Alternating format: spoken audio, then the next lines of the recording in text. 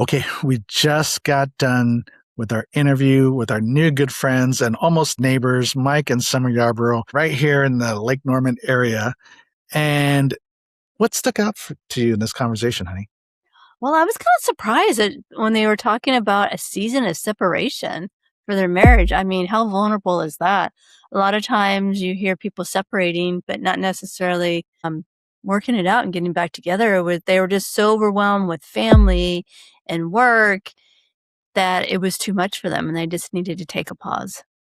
Yeah, and I really appreciate it. I mean, they're a relatively young couple, young family. Well, actually, the kids are relatively older because they had their kids young.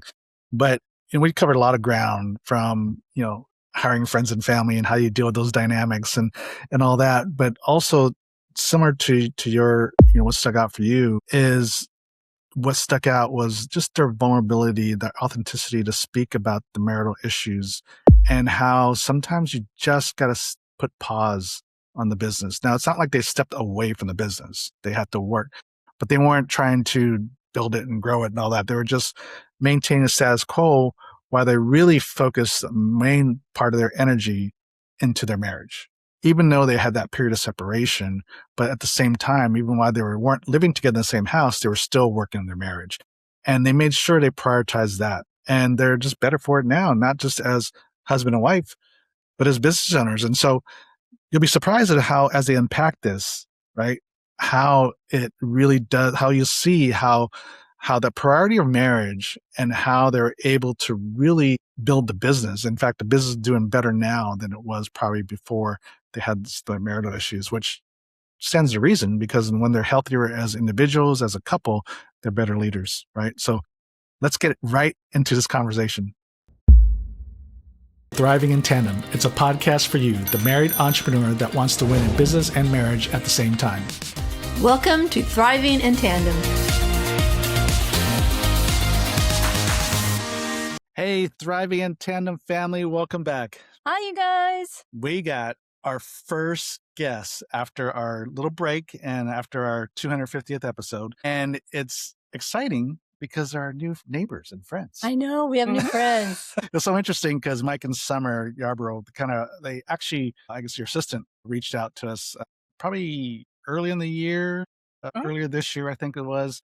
And to be honest, we don't take a lot of pitches because usually they're just pitching something they're selling, usually a coaching package or frameworks, whatever, which is good stuff, but it's just not what our direction of our podcast. And we will like to hear the raw stories from married entrepreneurs that are doing it in the trenches, right? Yes. And so, but even then, I still get pitches like that. And I just usually get by referrals. That's kind of usually where we get our guests because it's usually a trusted source. We know we kind of align typically. But this one caught my eye for a number of reasons. Number one, I always look them up before I say no or yes. I look them up just to make sure I don't want to miss anything, right? And so looked at the website. Oh, they had a great business, this ring business, and they kind of do custom engagement and wedding bands. So they had a kind of a legit kind of brick and mortar type business. It wasn't just another coach or consultant. And they definitely worked together and definitely the values aligned, meaning that they want to do this business, but they also know that there's more than just business and they want to make sure their marriage and their family and their faith is intact. And so, but the other thing that caught my eye was they're right here in the Charlotte, North Carolina area. And I was like, hey, we're moving there. It might be new friends. I know. Let's meet up because you know how we like to meet up in person. Yes. So I'm like, hey, I don't want to pass up an opportunity, not just like for business or podcasting, but hey, let's make some friends while we're out there because, we're new to the area. So Mike and Summer, it's great to have them on. They met when they're 16 years old and they've been married for 30 years. So you kind of do the math, but I don't think they got married at 16. But anyways, and they've been working together. They've got this great business called Rustic Main. To go visit them, especially if you're not just maybe you're renewing your vows, so you need a new wedding band, or hey, you hit a major anniversary, or some of you might be listening, you're not married yet, but you're getting engaged. And so anyways, reach out to them. And they also got a podcast and kind of a men's group and all that. So everything's all in the show notes. But we got to one of the things. This is a long intro, I know, but I want to set this up because let's go world record intro. Let's go. But hopefully this is pumping it up. Hopefully this is making it good, right? But this is also the first time we actually met our guests in person before the episode, right, honey? Yes. So we had lunch with them on We had a good Sunday. time. We got to meet, got to know each other. So maybe this might be a new thing. We got to meet our guests in person if you want to be on the show. But anyways, all that say is sorry for the long intro, but I'm just super excited because not only they're our first guest after our break and after the 250th episode, but also the fact that neighbors and friends. So Mike and Summer, welcome to the show. Thank you. Yeah, thanks, guys. I just want to say for anybody that's been following you guys that after eating lunch with you guys on Sunday, you guys are the real deal. What you guys are putting out is who you are, like taking the time to pray for me and my concussion. And you could just see how much you guys love people and community and Christ just in, a 90-minute conversation. It was really neat to see. Yeah, it was a good Thank time. you. Thank you. Mhm. Yeah, we definitely have a great time. We definitely don't want to make this the only time. So let's Yes. definitely get together again. So, hey, let's give us the down and dirty. How and why did you start this business?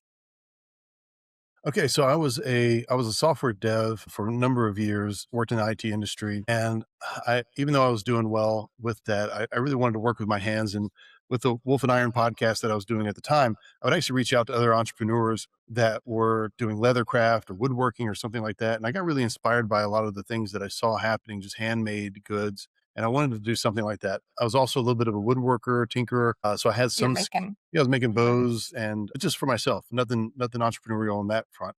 But with all the typing I was doing, I started to get like carpal tunnel feelings in my hands, both writing, software and then trying to write a blog and different things like that. And so I stopped wearing my regular gold band for several months. It was probably 6 months. And you were like, Summer was like, hey, you need to put a ring on that thing. And I was like, I know, I just don't know what the options are. And I thought, well, I got a funny story about that, but I'll get back to it. Go ahead. I got this cool exotic wood in the garage. I'll just use that I'll drill a hole in it, shape it out in the form of a ring and make one. And that happened probably about a year, maybe a year and a half before we actually launched. But people started asking about it, started making them for friends, and not in the same process that we do now, but just the idea formed. And I thought it would be really cool for guys to have something that was meaningful that could have like wood from like an old whiskey barrel or any number of things that just kind of told a story, maybe even wood that they sent in. And so we really started in the garage in 2016 and it just took off like a rocket. Oh, cool. Overnight success, huh? Yeah, it was very much like just kind of give you kind of a timeline. And I know this is unusual for a lot of businesses. So when I made that first ring, I took some pictures of it and put it out on my blog, and it became the #1 blog very quickly on my website, which was about manliness, not about making rings. It became the #1 search for item in Google for like how to make a wood ring. So I saw some signals early on that was like, this could be a thing. So when we actually launched in April of 2016, we got one sale that month. And then by the end of that year, we had so many sales coming in, I didn't know if I could keep up with them all. So January 2017, we hired our first person, but I still got a day job and I'm going off to work and he's helping to make rings during the day. I'm getting up early and working nights and all that. But we could tell that even then that this looks like it's going to go somewhere. Yeah. And then by June, wasn't it by June when you quit your job? Yeah, by June IT job 2017. so it was about a year and 2 months into the That's great. business. And I think there was me, him, and 7 other people working in our home Oh, wow. That's crazy. Monday through Friday. Yeah. In the house. Oh, wow. Real home business. It was. Yeah. I was So- like, please don't let the homeowners association figure this out. So before we move on, I got a funny story to tag on to you, Mike. So, Summer's saying, hey, it's been 6 months. You got to put a ring on that, right? Well, I had a similar circumstance where I lost my wedding ring. And Katie was always like, did you pray? Did you find your ring? Did you pray? I go, yeah, sort of, anyways. About 6 months go by and I'm figuring, okay, I'm just going to go out and buy like a cheap band because just to have something, right? Yeah. That was a thought in his mind. Yeah. So I told her, I was Yeah. like, yeah, I think I'm just going to go out and get a cheap gold band or something like that. She's like, well, then I get a wedding ring. I didn't hear the word cheap. I heard you say you wanted to get a wedding band. And I said, that is fine. I would like to add to my set as well. And Yeah, he the was set not definitely happy goes. with that, Summer. And I was like, okay, my ring is going to cost $100. Yours is going to cost $10,000. I'm like, this doesn't seem. I said, okay, I'll just put like a little string around it. I don't know, but anyways, I thought she'd be happy that I would go get a ring. I right? thought you'd be happy that I wanted to add to my collection. Yeah. No, yeah. Because she wants to show how much you love her, Yeah. right? And how much she loves you. Oh man. So, anyways, so Summer said, put a ring on that. Kelly's like, no, only if I get a ring. That's how that worked. So tell us, sounds like it took off pretty quick. And, So what were some of the growing pains though? Well, one, I think just working out of your house was I one of know, the growing like pains. in the morning, like you got to be dressed. You can't be in your pajamas when the whole team arrives and like Well, it was really weird because we hired mostly people that we knew. It was people we knew, which I don't necessarily recommend now that we've been through it. But like I would literally take a lunch break and go swim laps and then walk through the garage in my bathing suit and towel and have conversations with the crafters about work before I changed my it was weird. It was like almost having a care group of people in your house Monday through Friday. They just happened to be working together, and we ate lunch together at the table, and it was actually pretty sweet. It So, was a nice environment for as small as it was, mhm. and it was very homey, obviously. But we did have times when like we would forget that there's a crafter in the garage. This was later on, and so we would be watching TV, right? And it's like, you know, nine we got the o'clock at light, night. yeah, and they would come in and like, oh, look at this ring I made, it's so cool. And I'm like, oh gosh, I didn't know you were here. Like, you know, uh, but that's I know. I hope that's thinking the same thing. I hope they're dressed. yeah. But Yeah. it was all good. It was all good problems to have on that front. One of the biggest challenges though was, I mean, we're in Charlotte, but we're on the outskirts of Charlotte. And initially it was like, how do we find a place that's not this massive warehouse and it's also not a retail store? We really need something that still feels cottagey or smaller. And there's not a lot of that around here. And so Summer did a great job, you know, finding us our first location. It was really a God thing, I think. God told me where to go and start knocking on the business park's doors and start talking to people. And even to this day, it's one of the few places that that's within 20 minutes of our house that is the right size for our team and all of that. So it was really but that was just some of the early challenges, you know, going into it. So, Summer, you had mentioned, you know, you hired people that you already knew. That's we already know that Yeah. comes with challenges. So there's another, and we've got clients that were doing that and all that. So talk to us about that, the pros and cons of this, and like now, what are some best practices you have? If Oh, you are gonna, yeah. especially if you are gonna hire a friend or family. Yeah, I would say it's been about 50-50. Sometimes you hire somebody that you already know and they're a great fit. And sometimes you hire somebody that you already know and they can be a great cultural fit, but not necessarily a fit for that role.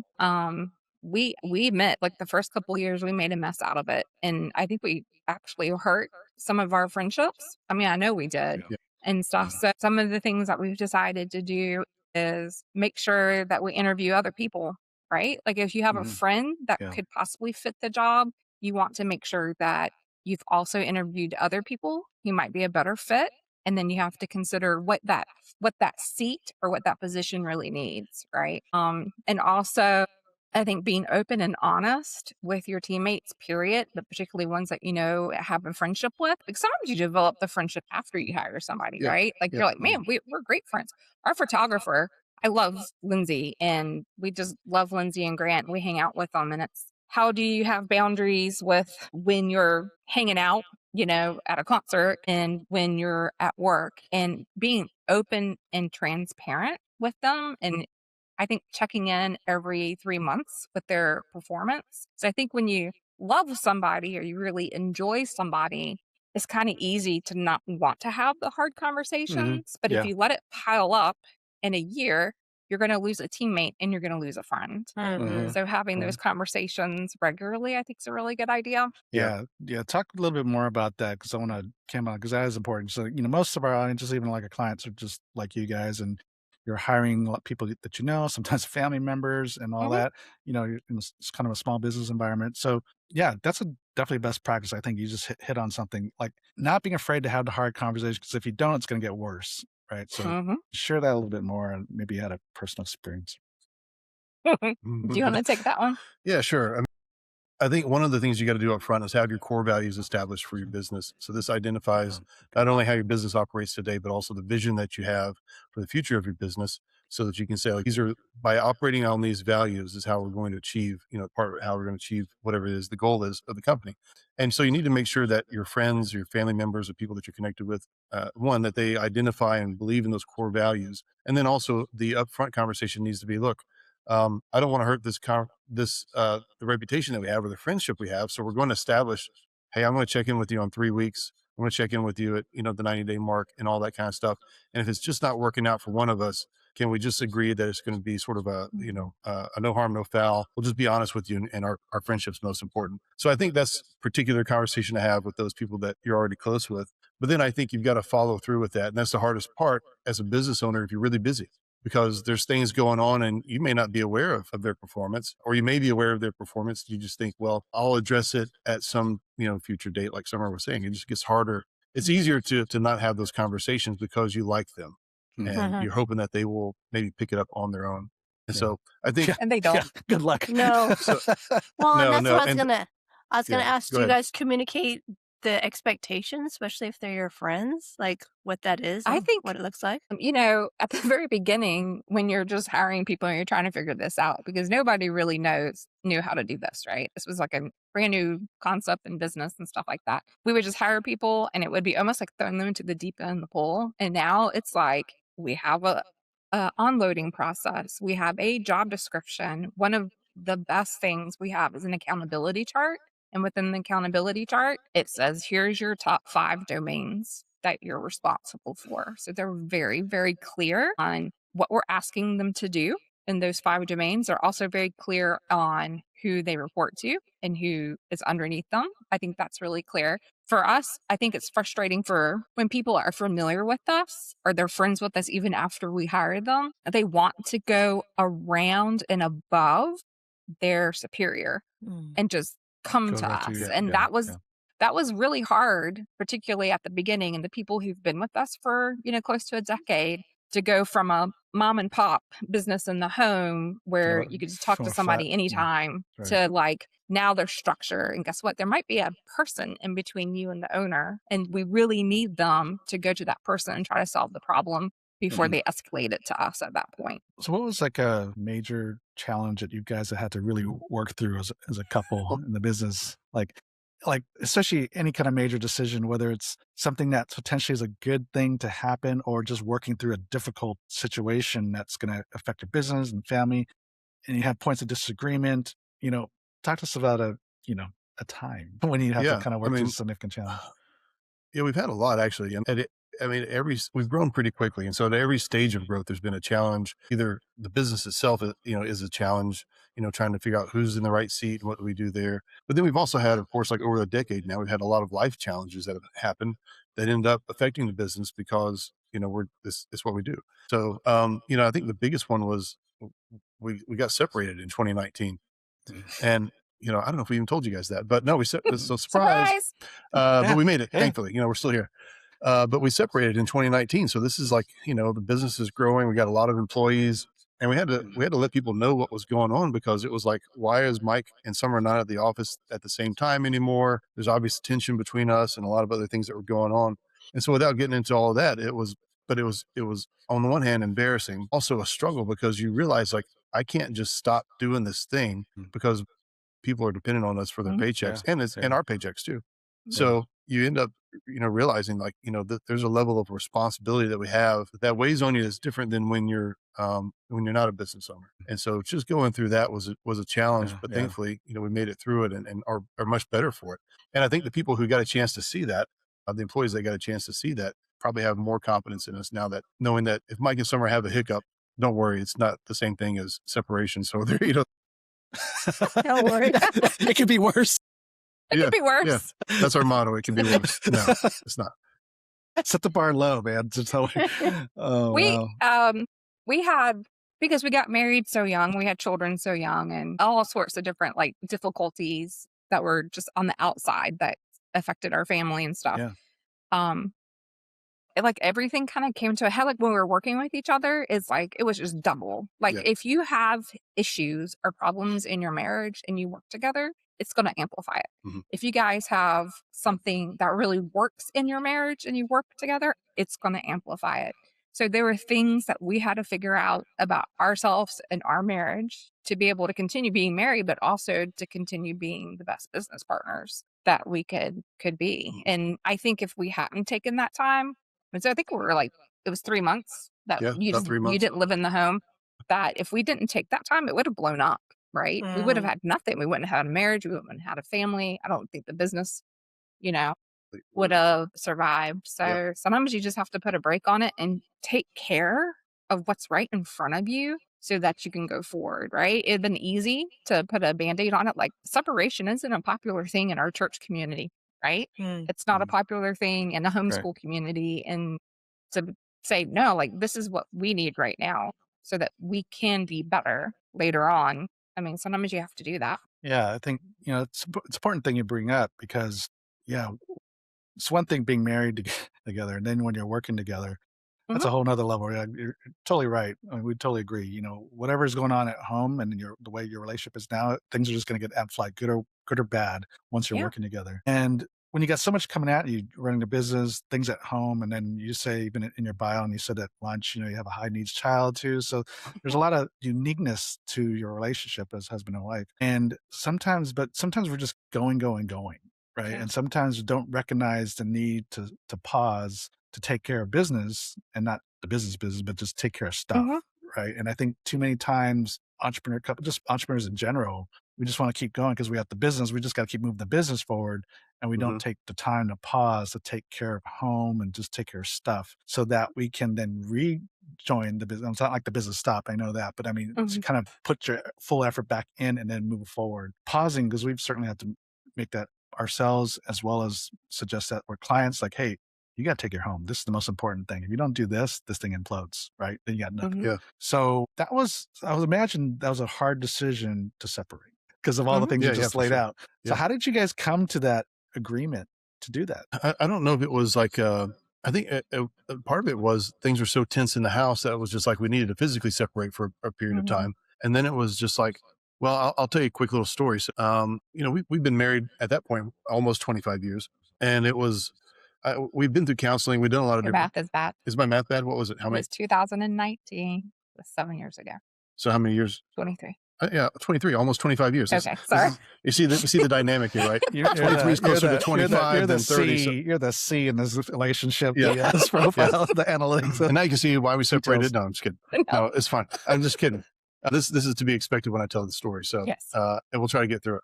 But no, so we had been married for a while. We'd been through counseling. We'd done a lot of that stuff, read a lot of books, and experienced a lot of personal growth. And for some reason, we were just not where we needed to be. And I couldn't figure a way forward. This is my calculating brain trying to figure out how to solve this on my own and all that. And I just didn't know what to do. So we went to a pastor who was also a friend, but pastor, and we kind of said, hey, here's our situation, Kevin. And he said, Mike, what do you think the percentage is of your marriage working? And I was like, I don't see it happening. I just don't know how we're going to get through this. And he goes, but if you had to give it a percentage, what would you say? I was like, I don't know, 1%. And he totally got me. He said, are you willing to see what God would do with that 1%? And I was like, well, yeah, of course I am. Like, that's what my brain is, like Jedi mind tricked me or something. It was brilliant. But it was, I mean, that was how little faith I had in myself to solve anything. And I was like, God's really the only one that can solve this or fix this. And so he did. But I mean, that was, months of, me working on myself, Summer doing some work on herself. And eventually we came back together and found areas in our hearts that needed to be healed, during that period of time.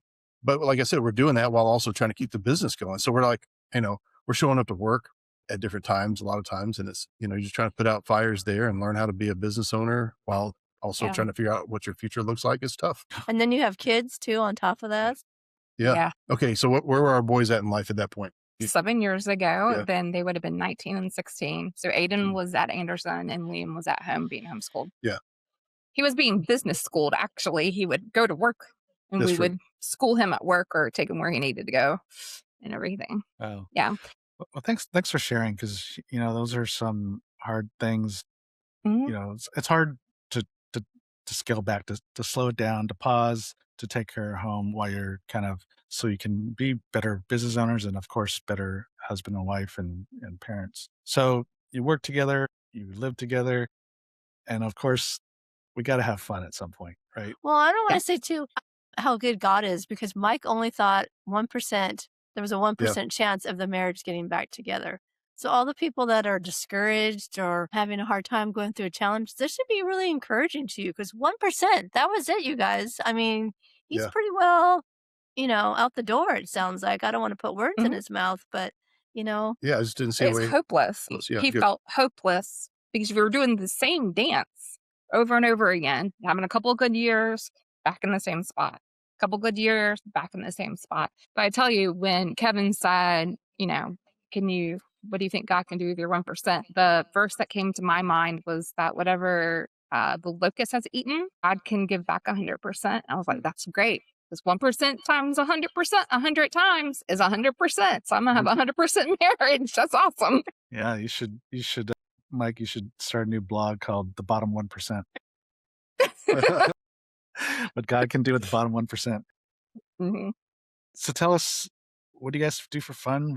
How do you thrive in tandem now? That's the name of our podcast. So we got Yeah. our business, we got stuff, we got life that we're dealing with, but how do we thrive in tandem? How do we make sure we stay connected, going forward, having fun, enjoying life, enjoying this journey? I'll tell you, I think two things that are big for us is one of them is to have really good boundaries with work, which I say that's really hard to do. But like Yeah. we try to do things like once either, if we pass that threshold into the bedroom, we just don't talk about it. Right. Or Yeah. you'll find yourself Yeah. both brushing your teeth Sunday morning before church and you're talking about the business, right? Or you're both, about to knock out at 10:30 and you're talking about the business. So having boundaries, and we actually invested in putting a back porch with a swing bed and a small pool in our backyard, and just having boundaries of like, if we're in the pool or we're swinging, maybe we're on the swing bed, we're not going to talk about that. We're just going to enjoy swinging in the breeze. And, if we're eating at the table on the back porch and it's at night, that's totally fine to talk about business. But there's just certain things that you have to stop.